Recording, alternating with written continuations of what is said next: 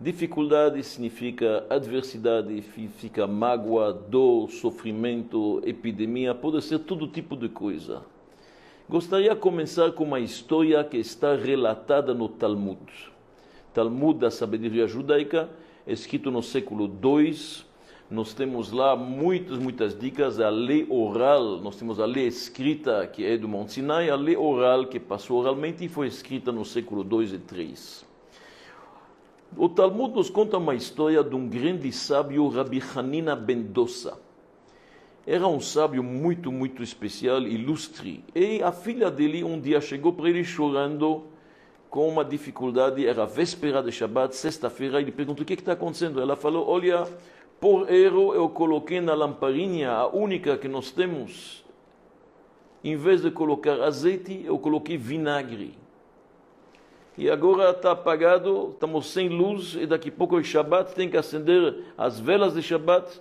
Coloquei vinagre e não tem outra. Não tenho azeite em casa, como fazemos? Rabbi Hanina ben Dossa, bem calmamente, falou: qual é o problema, minha filha? Mi she'amar la shemen yidlok, hu yomar la chometz yidlok. Traduzindo do hebraico: quem falou e ordenou que o azeite pode arder, ele pode ordenar que também o vinagre arde. E realmente ele fez um milagre lá, acenderam e o vinagre ardeu, iluminou a casa, fez a mitzvah de acender as velas de Shabbat. Extraordinário. Esta história parece um relato apenas de um milagre, mas é muito mais profundo, como Balatânia nos diz. Esta história significa o seguinte: dá para fazer que o vinagre ilumina. Todos nós na vida temos momentos bons, agradáveis, doces, azul como o céu. Mas não tudo é rosa. De vez em quando tem decepções. De vez em quando tem frustrações. De vez em quando tem adversidades. De vez em quando comemos maror, ervas amargas. E de vez em quando tem vinagre, momentos azedos da vida. Vem esta história do Talmud e nos ensina: dá para transformar os momentos azedos da vida em luz que ilumina ao redor. A luz tem duas propriedades: ela ilumina e ela esquenta, ela aquece. Então, meus amigos, sem dúvida, cada um de nós já passou por uma crise, por uma dificuldade. Seja a solidão, seja nos negócios, seja um problema conjugal, seja uma briga com os filhos, seja uma crise financeira, ou como nós estamos passando agora. Algumas pessoas levam isto ao coração e se acham paralisados, incapazes, afundam na verdade na depressão, afastam-se de qualquer um, se escondem, se ocultam. Deus nos livre, alguns estão na verdade caindo nos alívios medicinais. Tem várias formas de reagir à crise. E nós vamos ver o que o judaísmo preconiza. Esta é a nossa aula hoje. O que o judaísmo nos diz? Primeiro nós escutamos nossos sábios nos dizem: afilu cherev chada, munachat al tzavaro. Mesmo com uma espada afiada está em cima da tua garganta. Quer dizer, quase na véspera, na beira da morte, jamais perde a fé. Jamais perde a fé. Tudo pode mudar. O profeta Miqueias diz que nafalti kamti. Mesmo que eu caí, eu vou me levantar. Mesmo que eu rocher, agora a escuridão, Hashem orli, Deus será minha luz. Tudo pode se inverter. A solução judaica está em 3 palavras. Cada dificuldade é uma oportunidade. Nós acreditamos piamente que dentro da dificuldade tem uma solução, tem uma oportunidade. É um trampolim para subir, para pular mais alto, para crescer, para amadurecer. O caráter humano, muitas vezes na dificuldade, se descobre. A pessoa, através dessas situações, ganha uma experiência de vida inacreditável. Por que os nossos sábios dizem: En chacham que bala nisayon? Não existe, na verdade, ninguém tão experiente, tão sábio como um homem experiente. com a vida, a experiência da vida, a gente aprende muitas coisas, a gente cresce. Então, a dificuldade nos qualifica para as coisas melhores. O que significa isso? Vamos tentar entender o seguinte. Por que tem dificuldade? Por que eu tenho que enfrentar momentos difíceis? Não estou conseguindo. Apertos. Tudo isto. Por quê? Diz o judaísmo que menace Hashem Elokechem etchem. Deus está te testando para ver qual vai ser a sua reação. Revolta, rebelião, se apegar mais em Deus, se concentrar, se corrigir eventualmente, consertar certas coisas. Deus está testando. E a palavra teste em hebraico é nisayon. Nisayon significa Deus está me testando. É interessante que a palavra nisayon vem da palavra nes. Nes significa uma bandeira. Nes significa uma bandeira elevada, algo elevado, harimunes. Porque dentro do teste tem uma oportunidade de crescimento, para se elevar bem alto. Mas por que Deus está me testando? Deus testou Abrão, o primeiro patriarca, mandou ele sair da sua casa. Chegou em Israel, tinha uma fome, foi para o Egito pegar a esposa dele, depois de uma guerra pegar um sobrinho dele, apanhou a direita dele. Por que Deus precisa testar? Deus sabe o resultado. O Deus no qual nós acreditamos é omnisciente, ele sabe tudo, presente, passado, futuro. Se ele já sabe que vou passar o teste, por que ele tem que me testar? A resposta, Deus sabe, e Deus sabe o resultado. O teste não é para Deus, o teste é para nós. O teste é feito para nos revelar certas coisas que a gente não sabe. O teste não é para Deus. Deus sabe o resultado. Deus sabe se você vai passar o teste ou não. Deus sabia se o rei Davi vai passar o teste ou não. Deus está nos dando uma oportunidade para mim. Cada ser humano, através do momento que ele está sendo desafiado, ele desperta forças que ele não é ciente que ele tem. Vamos tentar isto.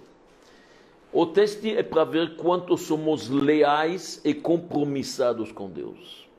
Mas o judaísmo nos ensina, cada um tem seus talentos conhecidos. Eu conheço meus dons, conheço minhas qualidades, e a pessoa tem que conhecer seus defeitos, obviamente. Não pode apenas pensar que temos defeitos, seria um lashon hara. Assim como não pode falar lashon hara do outro, não pode falar de si também. Cada um tem seus talentos. Mas muita gente tem talentos ocultos. Não muita gente, todo mundo. Cada um tem forças ocultas, poderes lá dentro, que são chamados em hebraico kohot hane'elamim. Ele não está nem consciente disto. Vou dar um exemplo para vocês. Uma pessoa perdeu o emprego. Coitado, ele está em casa, está esperando, mandando currículo à direita e à esquerda, telefonando, fazendo entrevistas. Já está 3 meses em casa, não é fácil. O marido em casa, todo mundo sabe que não é tão simples. Procurando emprego, não conseguindo pagar as contas. Um belo dia ele está no telefone, ligando para uma companhia, tentando ver se marcam entrevistas.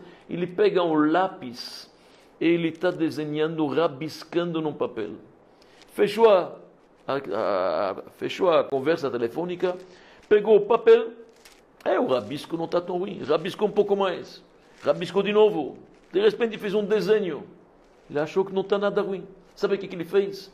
Ele desceu na loja e comprou um canvas e guaches, e agora ele está em casa pintando, uma pintura, uma outra, um guache aqui, direita.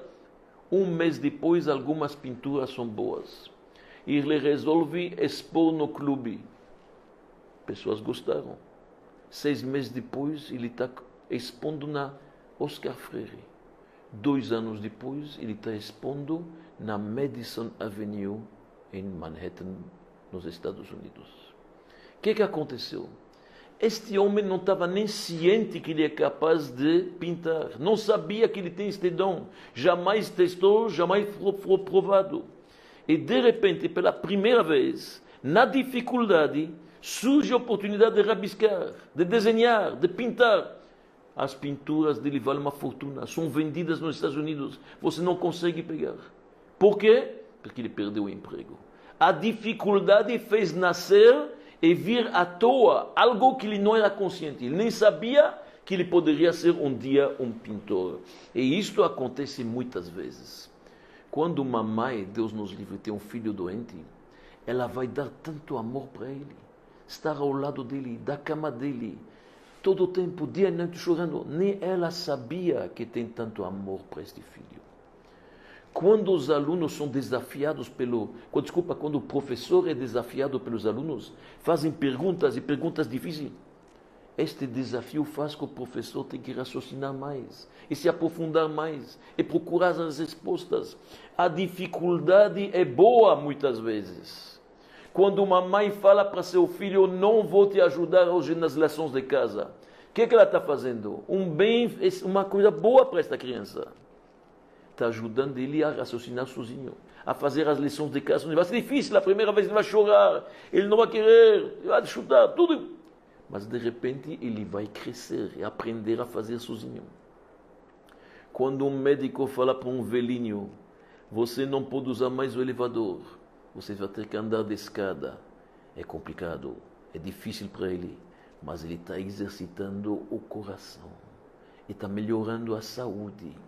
A dificuldade é um trampolim que permite, na verdade, a pessoa crescer. Inacreditável. Revela as forças e os poderes e os talentos ocultos que ele tinha sem saber.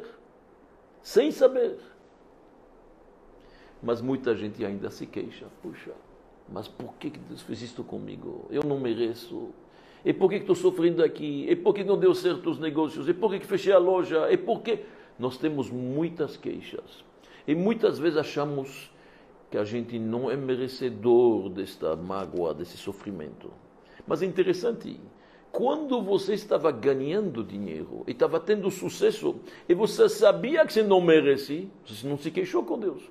Por que a gente não fala, Deus, escuta, você me mandou tanta felicidade, tanta saúde e tanto conforto, mas eu não mereço. Nunca ouvi alguém se queixar disso. Quando é sucesso nosso. Quando é dificuldade, com a adversidade, é Deus culpado. Então aqui vem um princípio muito importante. Deus, por definição, é bom. Que mimenu lotetsu haraot. Não sai nada de ruim de Deus. Existe o bem visível, existe o bem oculto. Muitas vezes a gente não enxerga o bem. Tem balas que são doces, e tem coisas amargas que são remédios também. Estão para o bem da pessoa. Mas ele vai entender isso mais tarde. Alguns, 2 horas depois, e outros meses depois. Mas nada pode acontecer que não seja bom para o ser humano. Presta atenção. 30 anos atrás, tem um avião que decolou de Chicago. Estava indo de Chicago, Nova York, se não me engano. Tinha um homem que chegou tarde no check-in. Ele chegou tarde no check-in, chegou lá, ele queria entrar, falaram para ele, desculpa, você chegou tarde, o seu lugar foi vendido. Ele ficou louco, este homem ficou raivoso, em ira, começou a gritar, e berrar, o que é isto? Tem uma hora aí marcada, eu tenho que ir, é importante, é um negócio, o cliente está me esperando. Ele fez um escândalo no aeroporto, mas um escândalo, xingou, gritou, não adiantou, o supervisor falou para ele, desculpa muito, o senhor chegou tarde, não há mais lugar. O homem furioso, colérico, saiu de lá xingando. Ele está pegando o carro dele e voltando para casa, meia hora do aeroporto. Nós sabemos, quem se lembra da história, o avião chegou a voar 17 minutos, após 17 minutos, Deus nos livre, explodiu no ar. Foi uma das grandes tragédias da aeronáutica. Deus nos livre. Ele está com o rádio aceso no carro, 17 minutos depois, ele escuta que o avião, nas notícias, explodiu. O avião que ele tinha um lugar para estar lá presente. Ele não acredita. Ele foi salvo. Ele pega o carro e volta para o aeroporto, beija as aeromoças, beija todo mundo lá, agradece e não sabe como agradecer a Deus que ele não está lá dentro. Demorou 17 minutos para entender que era uma coisa boa. Na vida, de vez em quando, demora mais. Uma pessoa, uma vez visitou a cidade de Tzfat. É uma cidade antiga em Israel. Quem conhece Safed, Tem até um quarteirão chamado, na verdade, dos cabalistas, dos artistas. E lá tem pequenas ruas bem estreitas. Ele passou numa destas ruas, uma janela estava aberta, e ele estava escutando uns berros de um neném, uma criança. Mas uma criança não chorando apenas, gritando, berrando, mas era uma coisa insuportável. Ele falou, alguém está enforcando uma criança, está fazendo alguma coisa, não é possível. Ele não aguentou ouvir esses berros, que ele pegou um banquinho, ele levantou para ver o que está acontecendo. Ele pensou que ele vai salvar uma vida. O que ele está vendo? Uma mãe que está dando a papa para uma criança de 1 ano, com uma colher, e dando na boca dele, e a colher incomoda, e a criança está berrando. Esta criança vai demorar alguns anos para entender o que a mãe fazia. Era um bem feito para ele. Era o melhor presente do mundo, estava alimentando ele. Na vida é assim, tem coisas que a gente entende no momento, tem coisas que a gente entende mais tarde. Tem o bem revelado, tem o bem oculto. Mas todos têm uma luz no final do túnel. E Deus sabe o que ele faz. Que rega be'apo, diz o salmista. Um momento de ira para Deus, Chaim birtsono. A vontade dele é dar vida, é um presente que ele está nos dando. Em todas as circunstâncias, um judeu mantém a fé. Isto é importante se lembrar. Muitas vezes, nós não estamos prontos para aceitar a vontade de Deus. A gente quer mandar por aqui, mas nós temos que se lembrar que em todas as circunstâncias é Ele que manda. Não pode ser tudo como a gente quis. Tem que ser como Ele quer. Ele quer nosso bem muito mais que nós queremos nosso bem. Em outras palavras, existe uma ordem neste mundo que a gente não entende. E Deus tem sua contabilidade. Muitas vezes a gente diz a contabilidade está no 5º andar, aquilo está um pouco mais alta, mas só Ele entende. Mas tem uma ordem, e não tudo podemos entender tão rapidamente. É como você entrar num palácio. Na França tem os castelos franceses dos reis, les châteaux de la Loire. E você visita esses castelos e você vê que tem uma ordem magnífica. Em cada quarto tem uma cama, tem uma mesa, tem um espelho, tem um lustre, as decorações na parede. Você entrar num quarto e você achar estranho. Puxa, aqui não estou vendo ordem nenhuma. Você não entende a ordem. Mas o decorador que decorou este palácio, este castelo, ele tem sua ordem. Num quarto é esta cor, no outro quarto é outra cor, num quarto é este tipo de lustre, outro quarto é... Deus sabe o que ele faz. Ele é o arquiteto deste universo.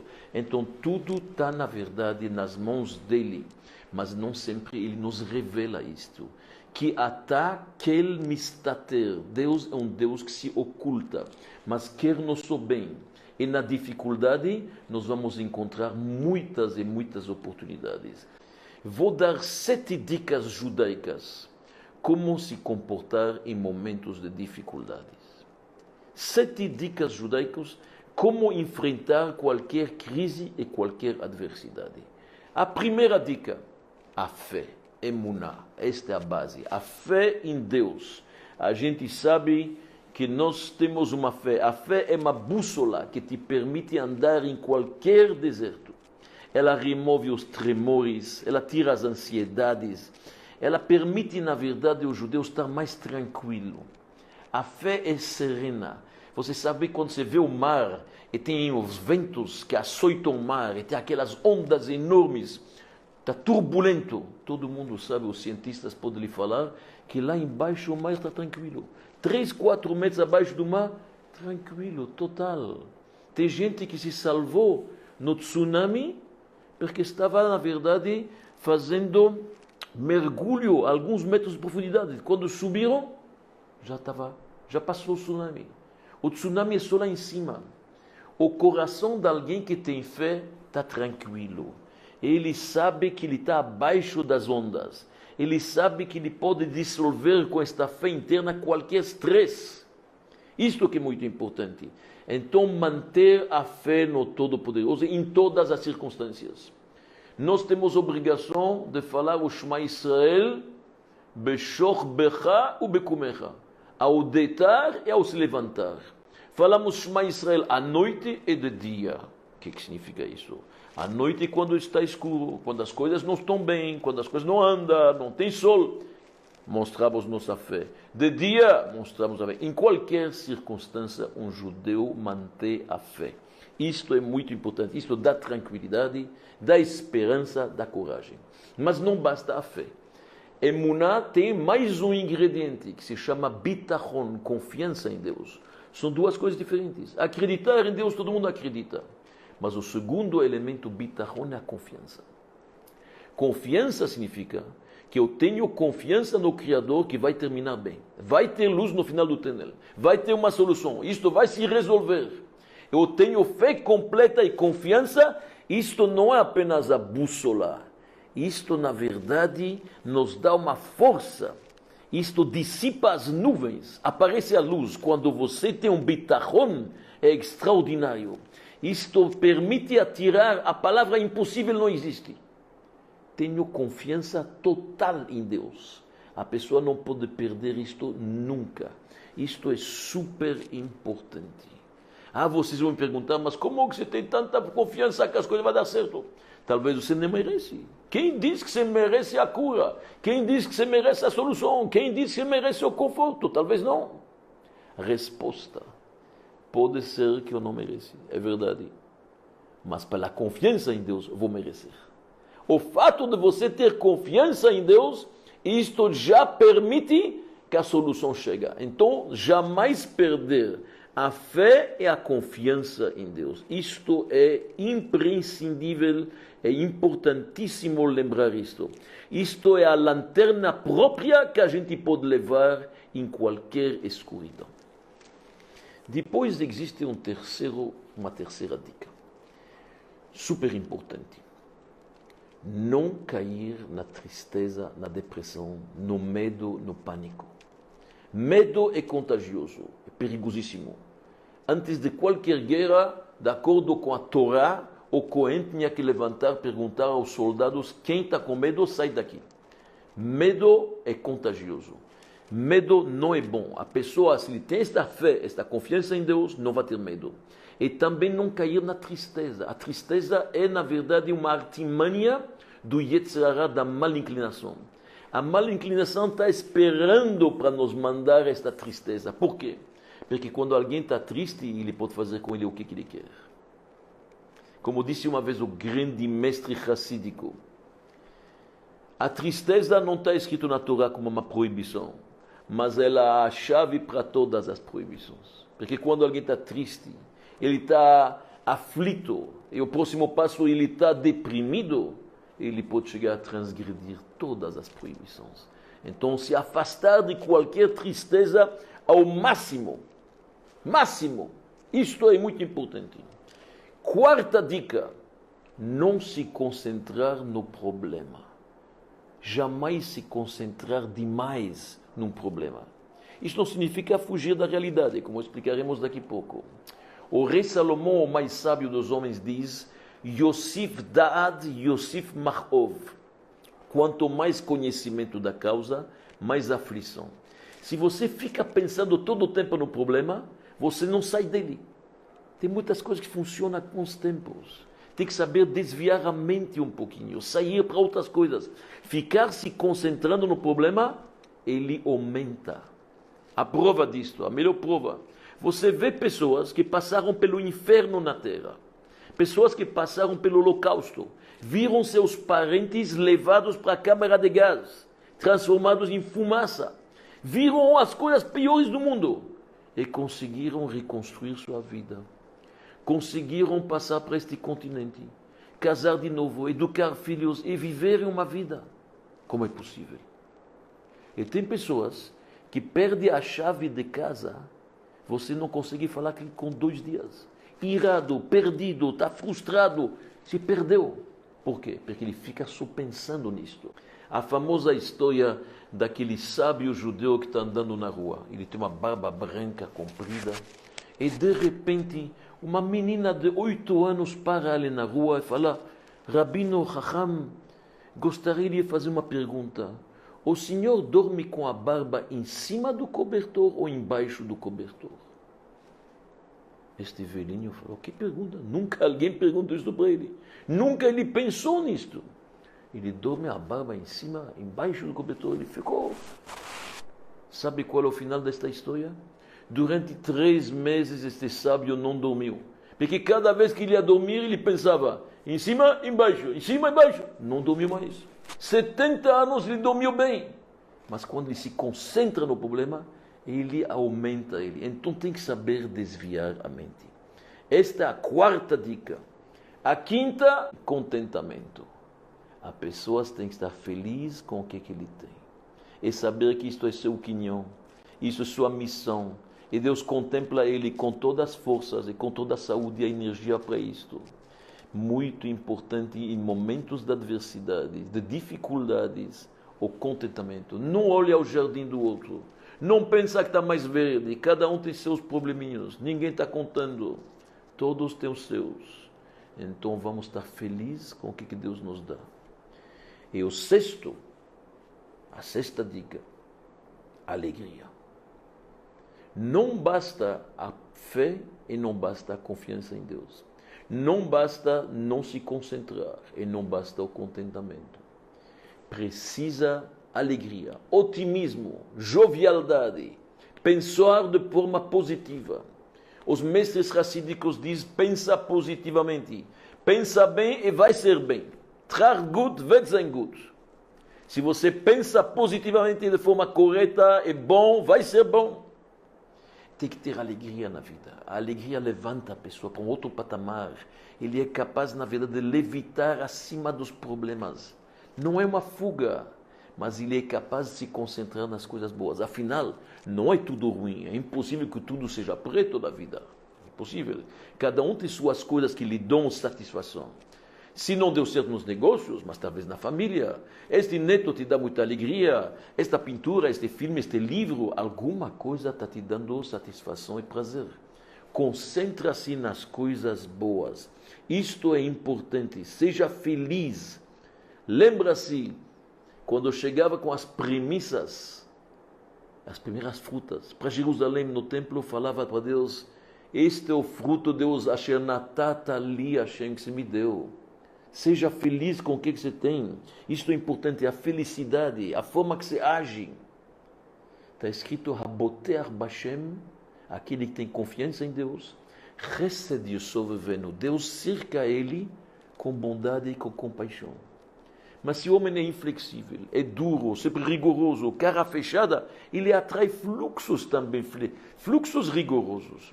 Nós, da forma que se comportamos, atraímos fluxos iguais. Se está alegre, vem jovialidade, vem positivismo, vem boas notícias.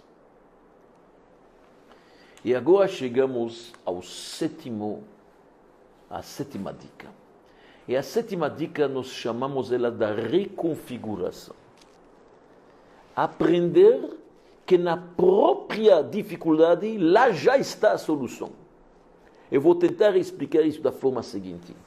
Nós tivemos no deserto, quando os judeus estavam no deserto, num certo momento teve uma epidemia. Vieram cobras, estavam picando, muita gente morreu. E Deus dá uma ordem para Moisés, fazer uma grande cobra de cobre, alta, e esta cobra colocar no meio do acampamento. E realmente, quando os judeus estavam olhando para esta cobra alta, lembrando-se de Deus, ficaram curados. E os nossos comentários perguntam, mas por que para olhar para Deus precisa fazer uma cobra? A cobra era o objeto que estava, na verdade, trazendo o veneno. Muita gente morreu por causa de uma mordida de cobra. Por que fazer uma cobra? Se quer lembrar a Deus alguma coisa, pode ser outra coisa. Coloca uma mezuzá bem alta, um talit, um sefer Torah. Por que justamente uma cobra? Mas a resposta, meus amigos, é o seguinte. Presta bem atenção. Todos nós já lemos livros. Tem livros que são excelentes. São best-sellers. Você lê um Shakespeare. Você lê um livro Albert Camus, A Peste. Outros livros famosos. Livros magníficos, romances que são maravilhosos. Outros livros você vê, não chama atenção, não é interessante, não dá satisfação. Você não consegue nem terminar. Qual a diferença? Afinal, tanto estes autores como Shakespeare e como Alexandre Dumas estão usando as mesmas 26 letras do alfabeto, do ABC, do abecedário. Então qual é a diferença? Ambos usam os mesmos utensílios, mas a resposta é a configuração. Como que se coloca estas letras? O que é que se faz com elas? Tem 26 letras, é verdade, mas depende como que se vai usá-las. O texto, a maneira, a semântica, a narração, as vírgulas, os pontos de interrogação, tudo isto faz uma beleza. Se o texto não está bem configurado, infelizmente, ele não é interessante. Ele é monótono. É a mesma coisa na vida, meus amigos.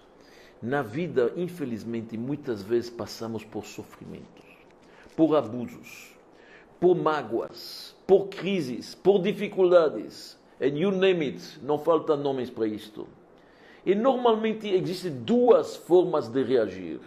Alguns dizem, somos vítimas, então tem que mostrar o sofrimento. Tem que se vitimizar mais. Olha quanto estou sofrendo. Ontem quanto. E a pessoa fica se rebaixando, se vitimizando. Uma outra reação é a pessoa oculta. Ele abafa, ele reprime a dor, ele faz como se não existe, ele está ocultando a dor. O judaísmo não é nem esta e nem a segunda forma. Nós vamos ver que o judaísmo nos ensina a transformar a dor em ações, a lágrima em coisas positivas. É uma terceira forma de ver as coisas, é a transformação, a reconfiguração. Esta dificuldade, este vinagre vai se tornar um catalisador na minha vida para fazer coisas positivas. Isto se chama na linguagem cabalística להפוך מרירו למיתקו, transformar a amargura em doçura, transformar a escuridão em luz. E para isto precisa de muita sabedoria. Então, precisa entender que isso é possível. Alguém, por exemplo, ficou muito frustrado, que ele trabalhou duro, ele fez um esforço magnífico, tanta coisa, tanto suor, ninguém apreciou. A pessoa está magoada. Aprende daqui que quando o outro faz um esforço, você tem que apreciar mais. Dá para aprender alguma lição aqui. Você ficou magoado? Imagina o outro quando ele sua. Porque isso não mostra valorização. Alguém ficou chateado que ninguém teve compaixão quando ele passou um momento difícil. Ninguém ligou para ele, ninguém mandou uma carta, ninguém mandou um WhatsApp. Nada. Aprende, quando o outro sofre, você também tem que se manifestar. Então, meus amigos, na própria crise, na dificuldade já está a solução. O que Deus está dizendo? Deus está nos dizendo o seguinte: o livro, para ser bom, ele precisa de uma boa edição, de uma boa configuração. E Deus está dizendo para o povo de Israel: faça uma cobra, a mesma cobra que te picou, a mesma cobra que te mordeu. Mas agora olha de cima para baixo, uma outra perspectiva. E você vai ver que tem solução. Te dói quando você olha de baixo para cima. Quando você olha aqui embaixo, te dói, te magoa, você não está gostando. Mas se olha de cima, você vai ver que tem solução. A prova, como se faz uma vacina contra uma mordida de cobra? Do próprio veneno. Isso é o princípio da vacina. Do próprio veneno, da própria cobra. Então Deus mandou fazer uma cobra, porque a gente tem que olhar de cima. E isso na vida é muito importante. A visão judaica não é fugir do problema. E também não se concentrar no problema. A visão judaica é transformar a dificuldade. Tem alguns que negam a escuridão. Falam está tudo bem, não querem falar, oculta. Tem outros que negam a luz. Falam está tudo escuro, não estou vendo nada, está tudo escuro. Só dificuldade. O judaísmo não é nem negar a escuridão e nem negar a luz. Sabe o que é o judaísmo? É transformar a escuridão em luz. Isto é judaísmo. Transformar a escuridão em luz. E para isto, meus amigos, eu gostaria de terminar com uma história de um rei que tinha uma coroa linda. E nesta coroa ele tinha uma gema, um diamante caríssimo, de muitos quilates. Um diamante que brilhava muito. Um diamante lindo. E um belo dia, ele deixou a coroa em algum lugar e deu um arranhão no diamante. Você pode imaginar esta gema dele, esta gema dele, de um arranhão, perdeu seu valor. O rei estava triste, o rei estava magoado, o rei estava irado, mandou vir os melhores horríveis do reinado. Todos viram o arranhão e falaram, não dá para fazer nada, impossível. Tentaram aquilo, o arranhão era grande demais, mexeu com o diamante, a gema agora estava estragada, impossível fazer. O rei ficou numa depressão profunda, ninguém conseguiu tirá-lo disto. Até que o rei mandou avisar no reinado inteiro, se alguém tem uma solução, por favor. E de repente apareceu no palácio um simples homem, um homem simplório, e disse, eu acho que eu tenho a solução. Pessoas estranharam o homem assim, falaram assim, deixaram-no entrar. O rei estava tão deprimido, tão magoado, quase doente, que não tinha outro jeito. Deram para ele a gema. Ele pegou o diamante, tirou do bolso um estilete pequeno. E o que ele fez? Ele pegou este arranhão, em cima dele ele desenhou uma rosa com estilete, mas linda. A rosa com as pétalas, cada uma delas linda. E depois este arranhão, ele melhorou ele, foi o caule da rosa. E agora quando se olhava para esse diamante, era algo fabuloso. Porque havia dentro do diamante uma rosa que estava brilhando com todo este brilho junto. Uma rosa brilhante dentro do diamante. O rei não podia acreditar. O diamante ficou melhor que antes. A gema realmente ficou num valor extraordinário. Um homem simples desenhou uma rosa e usou o arranhão como a caule. Usou a dificuldade como um trampolim. Transformou a dificuldade numa oportunidade. E olha bem a história nossa. Vocês vão ver que sempre na dificuldade nasceram as melhores coisas. Está na minha frente aqui um texto de Albert Einstein. Olha o que diz Albert Einstein. A crise é a melhor bênção que pode ocorrer com as pessoas e países, porque a crise traz progressos. É na crise que nascem as invenções, os descobrimentos, as grandes estratégias. Quem supera a crise, supera a si mesmo, sem ficar superado. A verdadeira crise é a crise da incompetência. Sem crise não há desafios. E sem desafios, a vida é uma rotina, uma lenta agonia. Sem crise não há mérito. Inacreditável. E olha a história judaica. Quando nasceram as melhores descobertas nas dificuldades. O Talmud babilônio, na Babilônia, o primeiro exílio nosso. Maimônides, expulso da Espanha, teve que ficar andando 10 anos porque foi perseguido pelos almohades. Lá ele escreveu seus livros. O Shulchan Aruch, Rabbi Yosef Karo, o Código da Lei, nasceu na Espanha, Inquisição, foi para Portugal, do Portugal foi na verdade foi para a Grécia, para Salônica. Magnífico. O Baal Shem Tov nasceu nas perseguições cosaques, Khmelnytsky, que matou 100 mil judeus. E nasceu o Hassidismo.